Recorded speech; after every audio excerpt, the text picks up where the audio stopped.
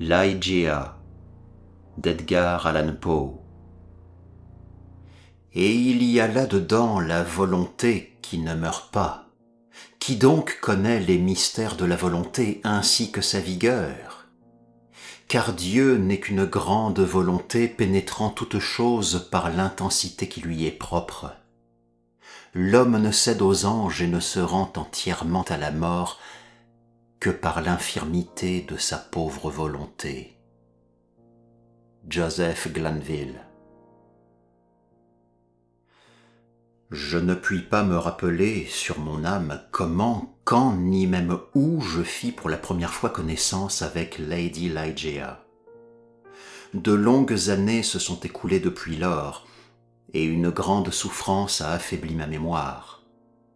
Ou peut-être ne puis-je plus maintenant me rappeler ces points, parce qu'en vérité le caractère de ma bien-aimée, sa rare instruction, son genre de beauté, si singulier et si placide, et la pénétrante et subjugante éloquence de sa profonde parole musicale ont fait leur chemin dans mon cœur d'une manière si patiente, si constante, si furtive, que je n'y ai pas pris garde et n'en ai pas eu conscience.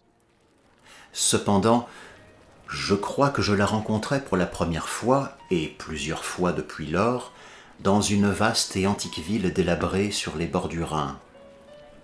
Quant à sa famille, très certainement elle m'en a parlé. Qu'elle fût d'une date excessivement ancienne, je n'en fais aucun doute. Ligeia, Ligeia. Plongé dans des études qui par leur nature sont plus propres que tout autre à amortir les impressions du monde extérieur, il me suffit de ce mot si doux, Ligeia, pour ramener devant les yeux de ma pensée l'image de celle qui n'est plus. Et maintenant, pendant que j'écris, il me revient comme une lueur que je n'ai jamais su le nom de famille de celle qui fut mon amie et ma fiancée, qui devint mon compagnon d'études et enfin l'épouse de mon cœur. Était-ce par suite de quelque injonction folâtre de ma Ligeia?